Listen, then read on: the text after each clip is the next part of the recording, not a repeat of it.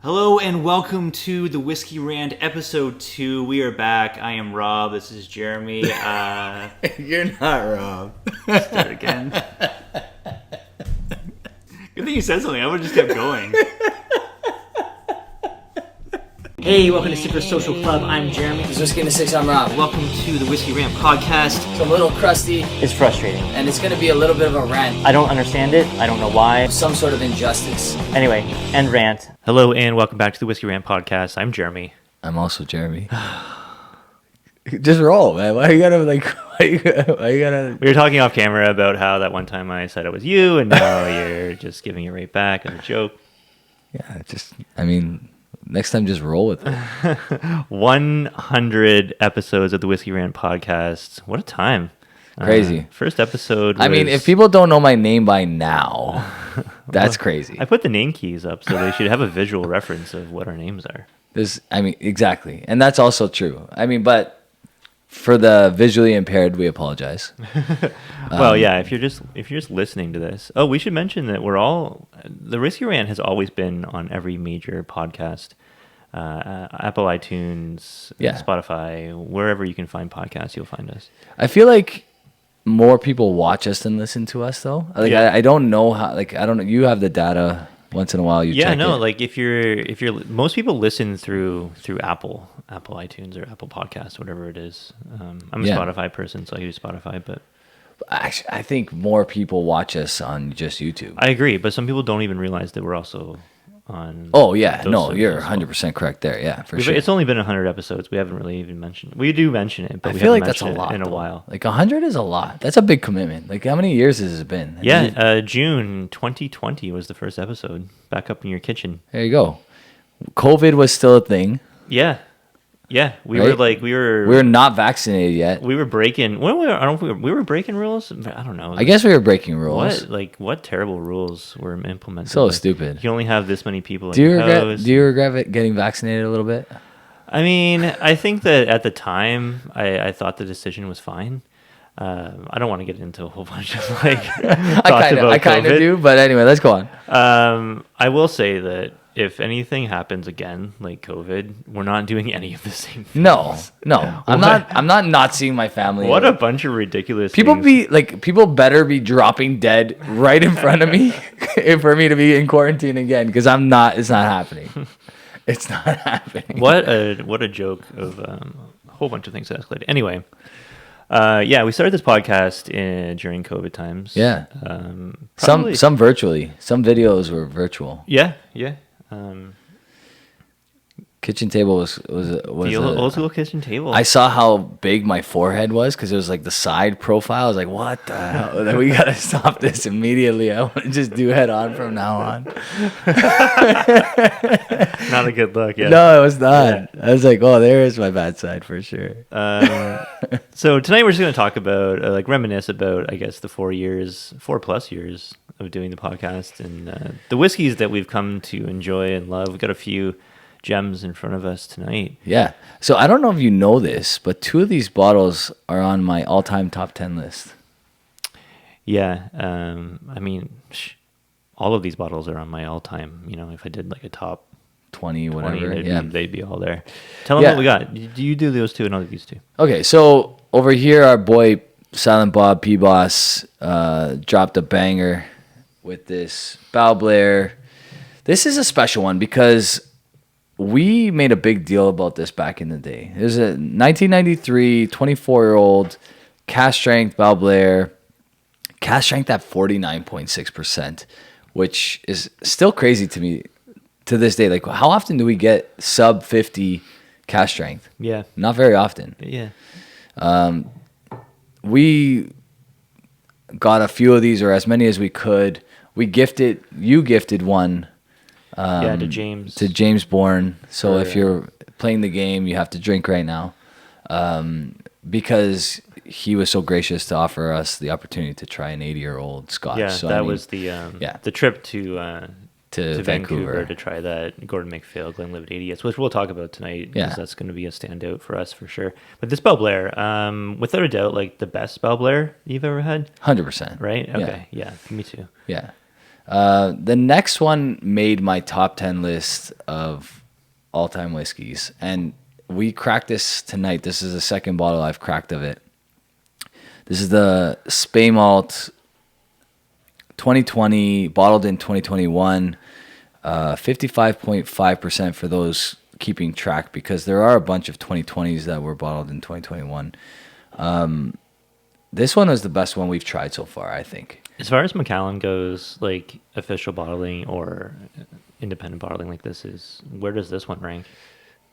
I don't think I've had a better Macallan. Yeah, so I was gonna ask, is like, does this beat like a Macallan, like OG original cast strength for you? Yeah, for me it does, because it's probably 11 years older, right? Maybe more. So yeah, I think it does. This, for me, is bonkers. Like, it's crazy. Yeah. Just a crazy amount of like cherry on the finish. Really, really good. Yeah, and then I'm sipping it right now. It's unbelievable. these two you brought, so I'll let you talk to them. But like, they're also very special, and the Highland Park was also in my top 10. Yeah, Highland Park 30, the old bottling. I think these were released probably in I don't know, what do you think, 2016, 2017? Yeah, Something like that. I would say as low as like 2013, 2014. Okay, 45. Possible. Yeah, 45.7% ABV. I remember trying the Highland Park 30 after trying the 25 and just thinking, wow, we've gotten to a new stratosphere of like good Highland Park here. Think back to your first experience with this Highland Park 30. It was like there was a significant difference between the Highland Park 25 and the Highland Park 30. Like, it was just lights out better. I agree. And like nothing really that I've experienced before by bumping up 5 years from a distillery. Yeah. Like, I don't think we've experienced that any other time. It was honestly, it was, of course, like, I'm gonna, toot my own horn because God forbid you do it once in a while. The Highland Park 30 is the one that I nailed on the head in a blind tasting. And then you're like, can you quote yourself? What did I say? I said, what, there's no way? There's no chance in hell this is Highland Park 30. That's right. Yeah, and it was. And it was. And what's crazy is that, like, it tasted like Highland Park, but it tasted like the best possible Highland Park we've ever tried in our lives. And did you try that before you even tried Highland Park 30? Yeah. Yeah, you did. Yeah. That's why I was like, what the fuck We are you both talking about? we You've never both even bought had a Highland bottle Park 30. after that. Yeah. We both bought bottles after that because true. we're like, this is absurd. That was a fucking crazy moment. It was, honestly, and for the price, like, I don't think to this day we've been able to find something of equal value. Because we were paying, what, $800 Sub $800 for this bottle? Canadian dollars, by Canadian the way. dollars, yeah. And now it's like you're not finding it for that. No, now they're like $4,000. And like, yeah, and I don't even try the newer ones, but I can't imagine the newer ones are as good as this. I don't know. You would hope the quality stays, but when you talk to people who have tried even older expressions of Highland Park, like the older bottling labels than this one, they're talking about how it's so good. So before we talk about the Booker's Rye, this is a very special bottle to you, so I want you to talk about it. But we should say that this is a little bit like Jimmy Fallon tonight. We have like an audience. Oh, we do have an audience tonight, yeah. There's like an applause sign. Why hasn't there been applause? No one's let the lights out, I think, on it. I think we should do this more often. Like, we should make it as like a, I don't know. Like, dude, people like sell out arenas to record their podcast. Do they really? Yeah. Do you think we could sell out like a small we library could sell out or your something? basement. There's like one more seat. There's like So four I more think seats. Yeah, we could sell out. We could sell one ticket. These guys are being very like, they're hogging the seats right now. I feel like they could share a little bit. We could set up some chairs. Very exclusive seats. Right. Yeah. I mean, price of admission, just for like, if you get to drink while we're drinking, that's pretty special. True. That's true. Well, we don't charge though. No, not these guys, but maybe eventually we will. Yeah. I don't know. It's a thing. That would be a. We'll probably get arrested. That'd be a cool event, actually. If you you get to see your two favorite podcasters ever record a live episode and drink what we're drinking. I mean, that's actually not a bad idea. You could just put earbuds in and listen to music and just drink what we drink. We could do that at like a banquet hall. Don't even bother listening to us. Yeah. Right. Do it at a banquet hall. We'll tell them to bring in the whiskey, whatever it is. So it's not on us, and we just, we get a portion of the ticket or whatever. Sure. I think we could do it. I think. What do you guys think? You guys leave it in the comments below. Should we do it? Would you come? How far would you travel to attend this event? And Don't expect these 4 bottles to be there. I only have one spare bedroom, so you can't stay with me, unfortunately. But like, we can figure it out. We'll figure out. Like, I mean, there's parks in Toronto that are filled with like tents anyway. So I'm sure there's a way to figure this out. Come for the whiskey, stay in a tent. We're walking by one of those near what's that brewery that you used to love? Bellwoods. We're walking by that like tent park pretty much now. Like Trinity Bellwoods Park. Yeah. And Tristan's with me. Tristan is my son, for those of you that don't know. And I'm like, hey, dude, what do you think about camping with those guys? He's like, You said that to him? Yeah. He's like, oh, that would be cool. Like, no idea. Right. I probably shouldn't have said that. No, that's a crazy thing to say. I was like, I'm going to go camp with the homeless people. But like, what sucks is like, I mean, I feel bad for every single one of those people. I'm sure they went through hardships and whatever else. But those condos next door, those townhouses next door, probably cost a fortune. Oh, like the candy lofts? Yeah. Yeah. And your those ones are neighbor is tenting it in your backyard pretty Right, much. yeah. Like, that's crazy. Yeah. Toronto, we're doing our best to help the unhoused. Hopefully, Yeah. Build something for these guys. Hopefully solutions come soon. Because that's a nice park too. Like, Yeah. It used to be worse. Like camping there. There was a time. Like recently worse. There was a time when it was like it was a whole village. Yeah. Yeah. Our last bottle here. We digress often. You want to? Yeah. You've been hey. taking us down like the most political topics so far tonight. Listen, I gotta steer you away. you do. I gotta get you right back on. I mean, you're usually better at that. Like, usually I doing know. it way quicker. I was like, you're engaging a little bit. It's episode 100. Let the Italian I'll let you cook just for yap a little bit. and then I'll get you right back. The big boy batch, big man's batch. What is this? Big time batch. Yeah, now we're getting political here. Relax. Booker's Rye, the original big time batch. The best American spirit I've ever had in my entire life, and still holds up to this day. You think that, eh? Yep, I know you've always thought that. Yeah, it's phenomenal. I'm sipping this Belle Blair right now, and my goodness, it's good stuff. What American spirit have you had that's better than Booker's Rye? You're gonna disagree. Go ahead, say it though. I have 2. William LaRue Weller, Okay. which you disagree with. No, I that's an amazing. The next one you're gonna disagree with even more. Okay, go. So I recently did an interview. If anybody's watched it, I'm not sure. Not many. You're gonna people. say Jefferson's Ocean? No, come on, man. Give me some credit. Jesus. What you just said, the interview you just did. No, I was on another podcast, Company Distilling podcast, which is a new distillery in Tennessee. You see where I'm tracking with this? He used to be the distiller of Jack Daniels. Yeah. And I mentioned the Heritage Barrel Rye. Or was it rye? I don't even know if it was rye. It was a Heritage Barrel. The Jack Daniel's Heritage? Yeah, Jack Daniel's Heritage. Yeah. Hook me up with a little bit of that. Just very little, please. Yeah, okay. And that bottle to this day blows my mind. Like, it was, for what it was so good. I don't know. It was one of the first times they've done, like, they did what they did. He actually goes through the whole process because I brought it up to him in the interview. That Jack Daniel's Heritage was unbelievable. Yeah, I mean, like, sure, Jack Daniel's Heritage, really good stuff. A lot of good special releases from Jack Daniel's for sure. Yeah. But, yeah, not even close. Not even in the same league as what you've just mentioned. Okay.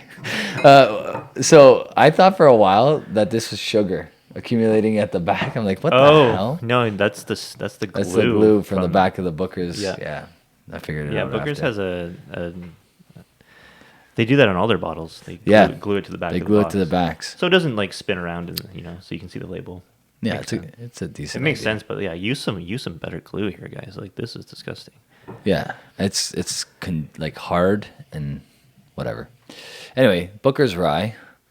I mean, you're gonna hate that I say this, but I feel like this is a little bit of blasphemy having a Booker's Rye on the table with these Yeah, juggernauts. I agree.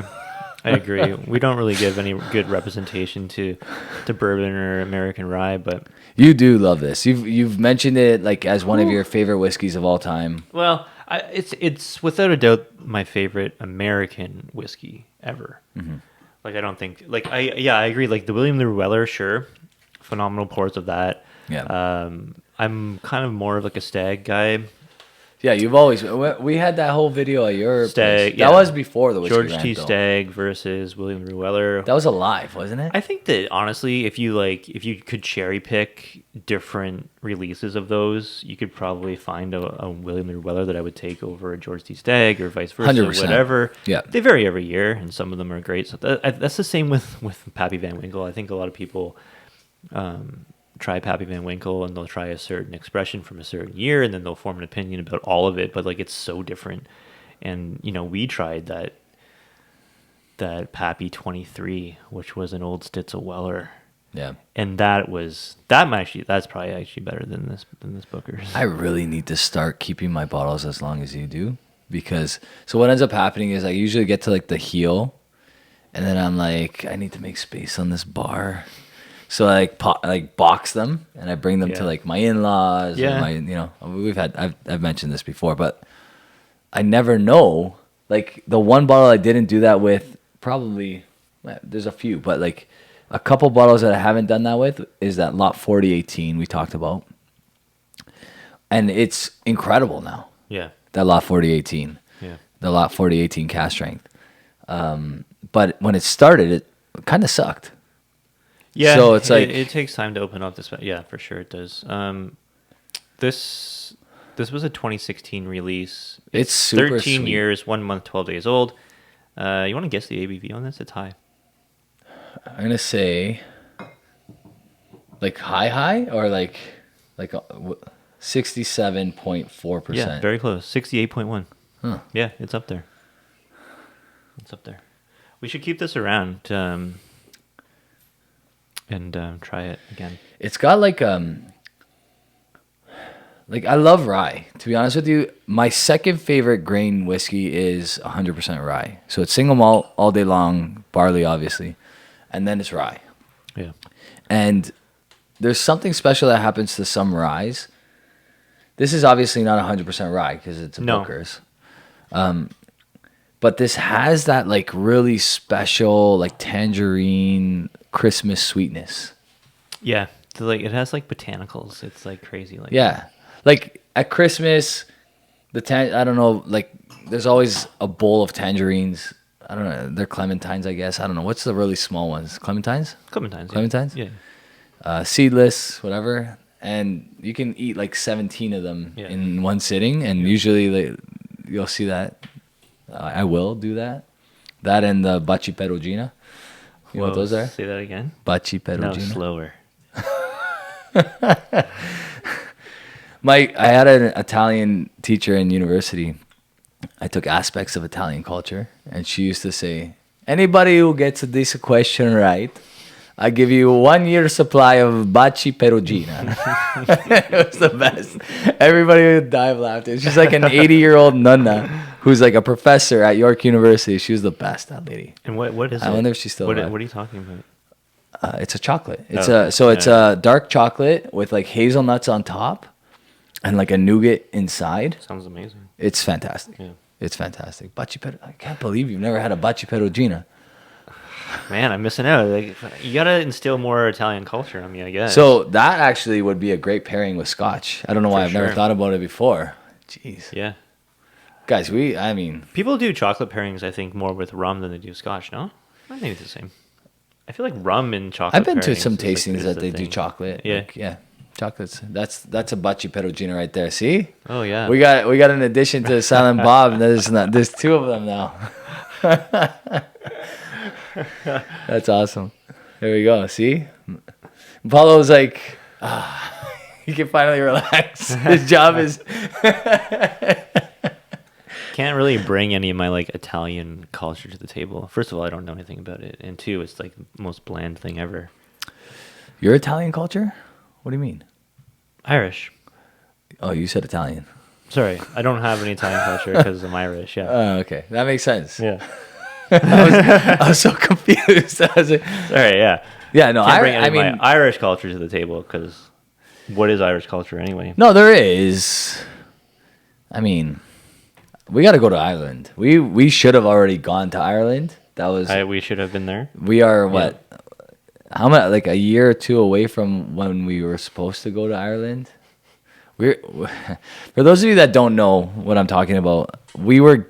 Are you gonna spill it? You gonna tell the whole world what happened? Yeah, I'm gonna tell them. yeah, what- yeah. This is the 100th episode. Shit's gonna hit the fan tonight. Go ahead. Go ahead. So Preach we that were shit. supposed to go to Ireland. We were invited by Waterford. Waterford. Oh, I almost forgot. Waterford Distillery, which, you know, very kind of them to offer. They're gonna, you know, front both of our trips. We were supposed to go spend some time at the distillery, and then we were like trying to work it. Like, I'm a teacher. It's hard. During the school year is an absolute write-off. To take off time, I gotta take like it's a whole ordeal. So we postponed it. Then we tried again one summer, I think, and we had to postpone it again. I can't remember why. Well, And it then- was during COVID times as well, and there was That's issues. right. That's right. It was also during COVID. Traveling was crazy. Yeah. So, I mean, I feel like what's got to happen is I'm just going to like call Mark from Waterford, the one that was like set up the whole trip for us, and be like, have a little heart to heart and be like, let's rebook this thing. Well, this is what happened is like they were kind enough to say like, we'll fly you out and we'll put you up for a couple nights and you can see into the distillery. That was the arrangement. And then when we went to like actually book the times, something happened and then they just completely ghosted us. Right. We're like, here's that was the the times- second time though. We're like, that here's was the the times second we can time we make it. tried to make. Right. And then Yeah. just completely nothing. No communication from them. Absolutely nothing. Just no like, oh yeah, sorry, it's not going to work out. We can't do it. No, Yeah. nothing. No closure. No nothing. Just Yeah. we're like literally being like, will these dates work? And then just blank. Just completely ghosted by Waterford, which is such a shame because like we love Waterford Distillery. We do. think it's so cool what they're doing out there. Yeah. And then for them to like offer this up and then just to absolutely just be like, let's never talk to these guys ever again is weird. It's just a weird thing to do. I feel like that's not exactly how it happened. I mean, like Mark's still like, I'll like periodically get in contact with Mark, and he will like talk with me once in a while. So it's not like they're not ghosting us completely. But he's It's- never like, oh yeah, sorry that trip didn't work out for you. Yeah, it's also my fault too. Like there's. I mean, we got to take some ownership. We were like, I don't know. Well, There was- no, I think what we were asking is like, hey, can we make like a bigger trip out of this? Like, can we come in, either like a couple days early or stay a couple days later to go to Scotland on our own dime? Yeah. Of course, on our own dime, just to Yep. see more of the country because we've never been there, and like we would love to see your country, and we'd love to make more of a trip out of this than just 2 nights. Right. And then I don't know how they took that as being something that they weren't agreeing to or whatever. I think there was something internally happening at that time as well. To be honest. Sure. I mean, I'm sure there's an explanation, but like, we just never got that explanation, which is a weird thing. Yeah. I mean, Mark, if you're listening, let's make it happen, man. 2025. 2025 is around the corner, so. Booker's Rye. I mean, still wouldn't put it on this table. It's good. but Okay. It's not this table worthy right now. Well, I mean, yeah, it is the outlier. It's the black sheep amongst amazing Scotch whiskeys. I don't think, honestly, I you're gonna hate me. I don't mean to knock your choice. I know you love this stuff, but it's not even my favorite rye. Yeah, interesting. We did a blind rye comparison not too long ago, and I think this would have won. what did you pick? We picked different things, didn't we? I picked Sons of Vancouver, and you picked Last Straw. Last Straw, that's right. Yeah. And you went in and thinking I was the one who was saying Last Straw is the best rye in Canada right now. right, and I was the one that was saying like I think I might go with the Sons of Vancouver. Right. We actually have an interview with Sons of Vancouver coming up, but it's actually going to be It might have before already. this. It might have already happened. It's going to happen before this Yeah. because of filming reasons. So this is our 100th episode, but it's technically being recorded before. What do you think if we pull out this bad boy and they're just like, we're going to compare your rye to this? right in front of them? Yeah.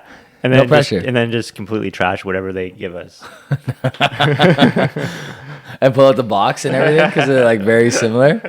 Right? Yeah. The box is right behind me. It's not far off. Let's compare. You know what, man? That's frighteningly close. Actually, I give it. You know what? Sons of Vancouver using the better wood. You got to go with the guy giving the better wood. Okay. Yeah. I mean, you can't deny good wood. Right? Yeah. Although there is a cool thing with the Bookers when it has this little thing and They do little, too. has Oh, a the little, little, it has like- a little screw with a little tassel here that fits it. It's kind of nice. Do all bookers have that, or is it just? For They the all have the special sliding thing. I don't think they Yeah. have this little nice little tie though. edition? No. That's nice. How much was this bottle? Do you remember? Yeah, this Booker's Rye. The market on it went actually crazy. I got it probably. I think retail was like around 200 US. I think that's what it came out as. I bought it when it was 600 US, and it escalated Jeez. to I think over $3,000, like pretty quick. When everything was going up, when all those bourbon, like the bourbon craze, the secondary bourbon craze was going up, this thing just jumped. It still is crazy. but- Like for like something Yeah. like that, it will still be around that much. Yeah. Yeah, actually, our good buddy Richard, I think, actually picked up 2 of these right before it went to its peak. He got it on the he paid a lot for on the way up, but he got there before it got crazy. It's very nice. It's very, very nice. But I mean, I'm gonna try this Highland Park now. But I mean, what's the saying? The big boys are gonna do the talking now. Sure. Yeah. Yeah.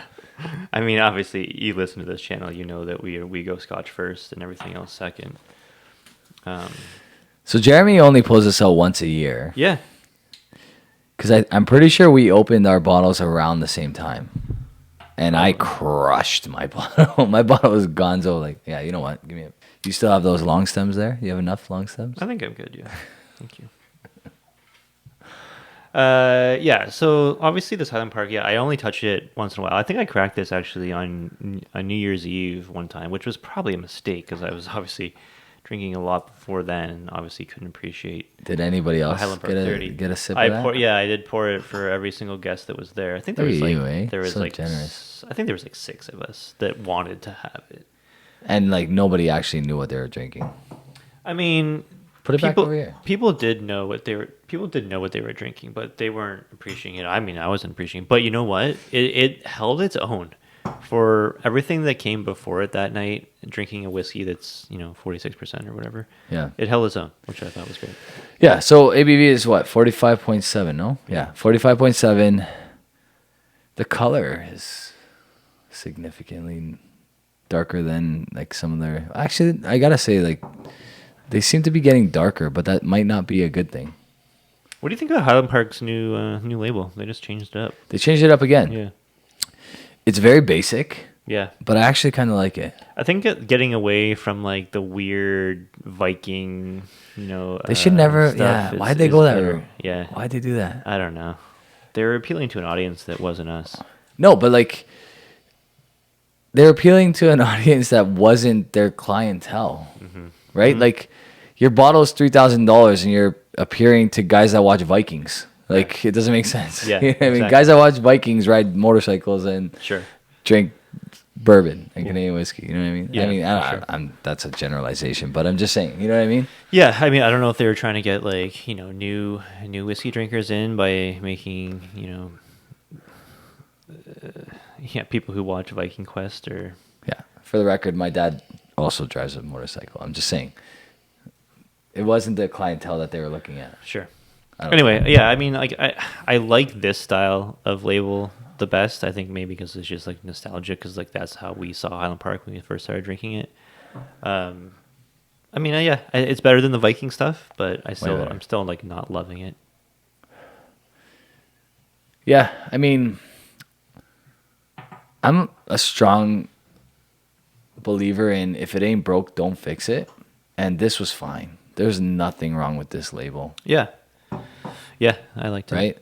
The old Highland Park 18, the old Highland, like those are like classics. I like the color scheme they had going for each year. I'll never forget. And honestly, like I actually didn't love my first experience with Highland Park. So my first experience with Highland Park was an 18-year-old, and I was still like drinking like Glenlivets and like I was still drinking Macallans at the time, and I was like, it's a little too peated for me. Now I can't even get peat in Highland Park. You know what I mean? No, I don't get peat in Highland Park. Even in like a 10, well, the maybe 10, 10 you would get a bit. maybe a 10. Yeah. But the 18, I don't get it at all. Yeah.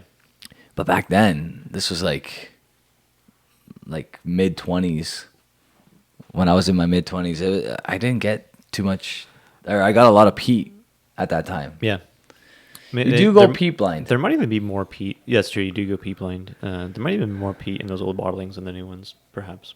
When I was shuffling through the shelf on my way over here tonight, I noticed I had an old 15, Highland Park 15, an old one that I haven't opened. I don't even know what that tastes like. I don't think I've ever had that. I've had the new 15 with like the, like that ceramic bottle, like the off-white ceramic 15. Terrible. Right? It's awful. It's so bad. That one was so bad. It's bad. This, man, I was trying to concentrate there for a second, like so I looked away a bit. Holy shit. Yeah, like the complexity of the fruits in this Highland Park 30 is just it stands alone, man. I can't believe it still delivers the way it's delivering right now. This takes Highland Park 30. Or sorry, Highland Park 30 takes Springbank 30. You would take this over. Yeah. All day. This one though. Yeah. I don't know about the new one. Yeah. I will never like suggest that the new one's going to be this good, but Springbank 30 we tried. Actually, a very generous viewer of the episode gave us a bottle kill. yeah, he did. Which was super nice. That was crazy. But yeah, this Highland Park 30 would destroy that in a head-to-head, right? Okay, so the sad reality of Scotch, and guys, I hope you tucked in your kids because this is a real truth. If you don't spend the money, you will not get this experience. You will not. Nowadays, yeah. You can't. No, like think about it. What the hell have you tried under 30 years old that's that good? True. Yeah, I mean, with trying like a 30-year-old age statement Scotch, this has got to be on the top. It's got to be on the top of the mountain. I don't know what 30-year-old is beating this. What rank did I give this one for my top 10? Spoiler alert, if you haven't watched it, doesn't matter. It's been up there forever, but I'm thinking this was like 3 or 2 of all time. Maybe 4. Yeah, it's just delicious stuff. Man. And this is like, and honestly, at the price we got it for, yeah, it's crazy. like you're better off buying a case of it and never buying another bottle again, because that's like almost as good as it gets. Obviously, it's one of those things where it's like you want to try like a diversity of things, like you want to have like your ryes once in a while, whatever, blah blah blah. But yeah, like the vanilla cream and fresh berries on the nose, it's just like I don't know. It's just stuff that you don't get this and other things. The delicacies of the complexity is so good. honestly, to compete with this, most things have to be about 40 years old. And I wouldn't be surprised if there's a good portion of like upwards of 40-year-old whiskey in there. I would not be surprised. Because that doesn't drink 30 to me. That drinks way older. I agree. Yeah, Like- because if you try other 30-year-olds, you're probably not getting that. There's this like ridiculous eucalyptus tea, but like sweet honey, crazy like buckwheat honey kind of flavor profile that happens once you pass a certain age with Scotch, and it happens here at 30 somehow. And Yeah. I know for a fact that it's cold as hell in Orkney. So that's not happening in 30 years in Orkney. Right. There's no chance. This has to have, in my opinion, 40-plus-year-old whiskey Like in a there. cask, maybe something crazy. A old. couple of casks Yeah. of like old stuff in Yeah. there. Because like think of like the Gordon MacPhails that we've had the luxury of trying thanks to Richard and James. Yeah. that's the only time you're getting tastes like that. Yeah. You're getting that like crazy tea, like Yes. When you get into like the tea, yeah. you're getting to Yeah. some serious cask aging, I feel. It's just like this, because like we keep picking that up. right, Yeah. and it happens in only really old stuff. Yeah, you're right. You're totally right about that. And I think we will hear malt reviews talk about that. It was number 6. What the hell was 5, 4, 3, 2, and 1? Jeez. You put this 6 on your all time? I feel like I got to readjust that. That's crazy. 6. Like, Well, you've drank good scotches. I mean, that's true. I think I included the Gordon MacPhail 80-year-old on that list. That was number 1. yeah. And to That's- date, we've tried some crazy stuff. Like we tried the Glen Grant 72-year-old or whatever it was. Oh, yeah. Yeah, that was amazing. We tried the King's Coronation. We tried the Queen's King's Coronation, Queen Jubilee. You tried the Queen Jubilee. Mm-hmm. I tried the King's Coronation at a different tasting. That's right. Man. Pretty much like all of our good stuff. I mean, like some of the top stuff we've ever tried has been Gordon MacPhail bottlings. It has to be. Yeah. Because like you're not getting a 21-year-old Macallan at cask strength. Right. You're not getting it. Because if you buy that, it's $7,000 Right. for the like exclusive casks or exceptional- the exceptional casks that Yeah, if you only want- the like billionaires get to buy. Yeah, if you want a Macallan exceptional cask at 21 years old, Yeah. yeah, it's like what, 5,000, 6,000, 7,000. It's about $7,000 bucks. $8,000. Yeah. For the Retail- 21. Retail. Retail. Yeah, Retail. yeah. Oh, those don't even have a secondary because like nobody can afford them retail. So it's like, what's the point? The Gordon MacPhail 80th like tasting, the whole event, is that gonna be the tops on our list forever? You think anything's gonna beat that experience, like the whole experience as a whole, trying that 80-year-old? I don't think it's possible to top that because we started that night with a 30-year-old whiskey. Yeah. We started that night with the 30-year-old whiskey. We went to 40. Then it was like 45 or They 50. they mixed a cocktail with like 28-year-old. Yeah. No, it was older. I The think. cocktail was like a Yeah. 32-year-old Yeah. scotch in it. Yeah, exactly. Yeah. It's like, here's our like bottom of the barrel, like 27-year-old Old Palney. And like even the wine pairings, we had a red and a white. And like I'm not a big wine drinker. You're more of a wine drinker than I am. That Masi Amarone that we had, that like I'm not a Dude. Masi guy. Dude. And like it was absurd. It was like a $300 bottle. I don't know what reserve it was or like what it was, but I chugged that wine, was and I was like, delicious. "This is phenomenal." it was so good. It's like, why the fuck am I drinking this $12 fucking shit? Wait, if you had to pay for a ticket for that night to go to that dinner, which was phenomenal, Yeah. then like every single drink that we had that night, like minimum ticket price would have been like $15,000. No, like it had to have been. Like the bottle, the 80-year-old that we had is $100,000 bottle, and there was only like how many Yeah, people? That's true. You're right. Like it's like an ounce of that whiskey is what? Like, what did we calculated how much Yeah, it was? well, 26 divided by 100,000, give or take. yeah, so it's like $2,600 an ounce. It was absurd, and that's at retail. Right. And restaurants don't work with retail pricing, you know what I mean? So like you're looking at a 100% top up on that.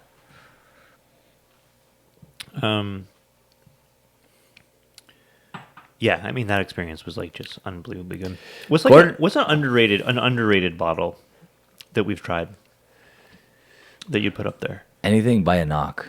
Yeah. Anything by a knock. I had a knock 1979, was it? 1979? Was that what it was? I think it was a something like that. Anyway, it was 39 years old. And I paid like $400 for this bottle. Yeah. I remember that bottle actually. I do remember that one. It was that fantastic. Was really good. Yeah, really, and then really like any knocks at like the 24-year-old, even though like they're creeping up to like the 300 plus range now, it's still probably the best priced 24-year-old in the market. yeah. The 18-year-old is unbelievable for like at BSW right now you can get it for $120. Mm-hmm. That's absurd. Yeah. You know what I mean?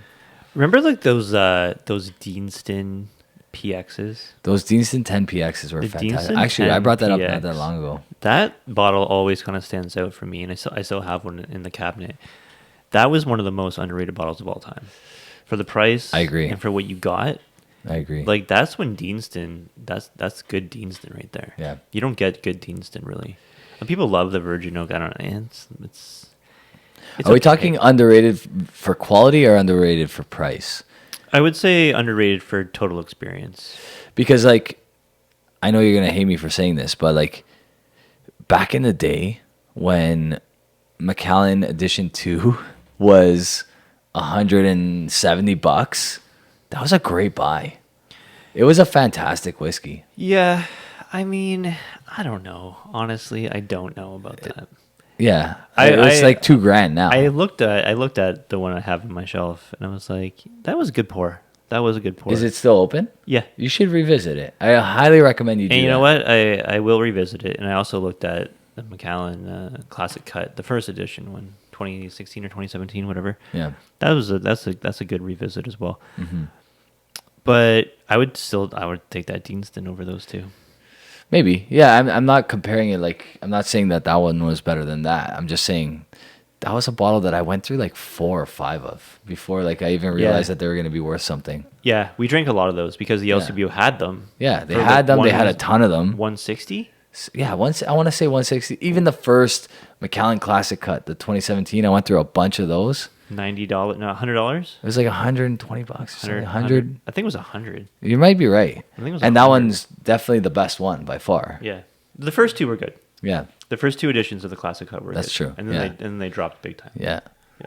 Macallan just like literally we thought the 1824 series was the worst of what they could produce. We had no idea. We had no idea. The gold, the amber. What was the other one? Sienna and Ruby. Sienna and the ruby. The Ruby was a banger. It was like a low key banger. Yeah, I sold mine. It's probably like 18-year-old liquid and Yeah. dark. It was like this dark. The ruby was good. The Sienna was good too. Even the amber was not bad.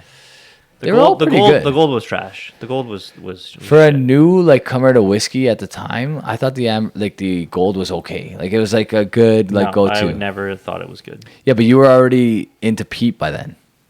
So It's just you were already a little bit ahead of me in the I think Scotch people, I game. think people will agree with me that gold was trash. Yeah, I'm not saying it was great. I'm saying back then it was like it allowed people like me to enter and be like, okay, this is pretty good. I remember you got invited to that Macallan tasting. And then I got to you invite gave a bunch of some people. invites, and Yeah. It was a great tasting. It was really, really good. But we tried that whole series.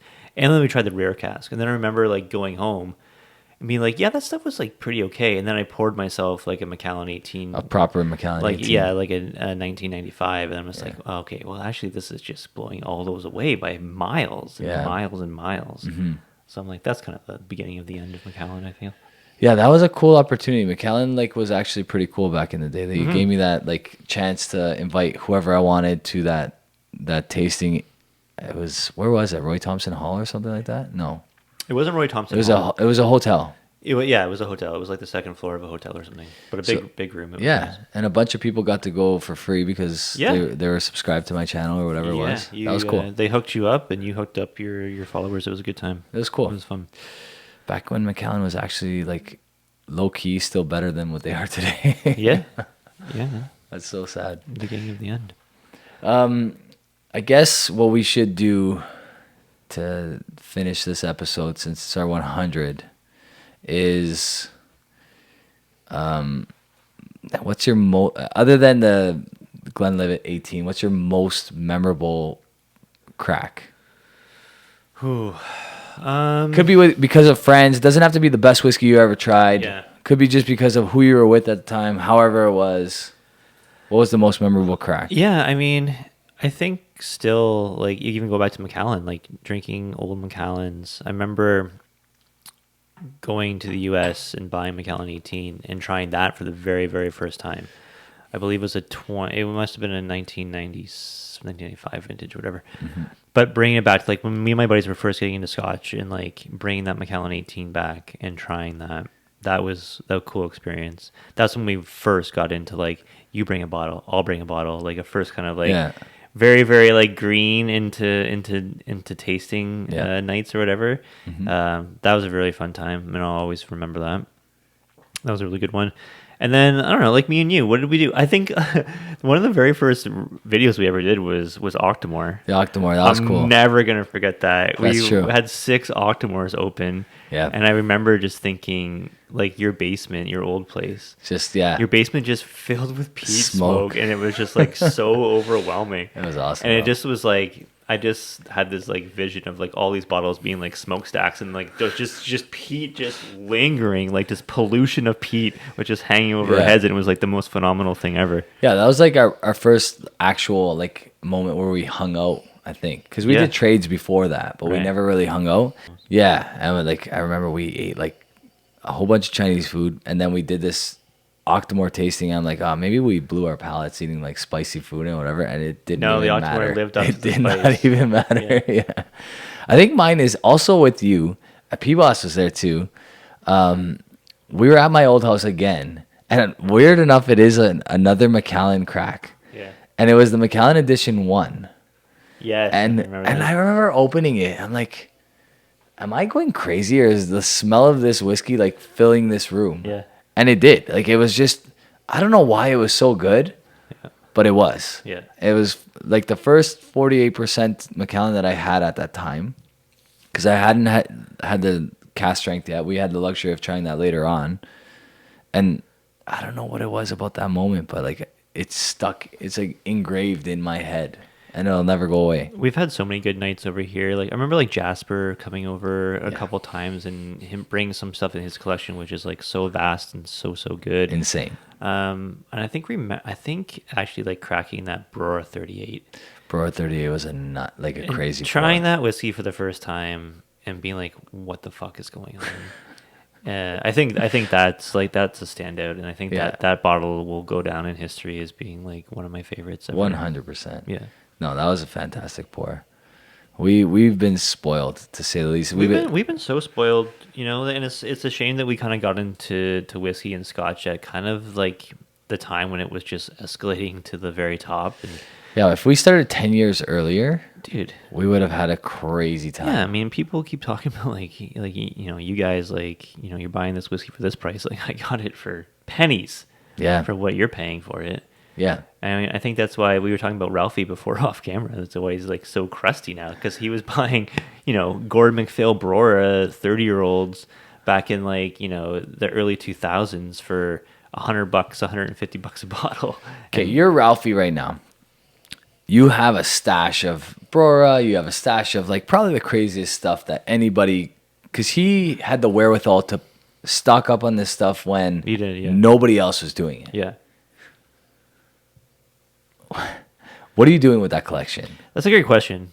Because like you're never drinking it all, and there's only so many like events where you can like, hey, I'm gonna, you know, do this cool thing for charity, and bring up a really cool bottle and open it, and everyone's gonna pay, and we'll go to charity. Yeah. There's only so many times he's gonna do that. So yeah, what do you do? I'll tell you what I would do. Yeah, I'm Ralfy right now. I'm like, guys, I'm retiring the old style of my channel.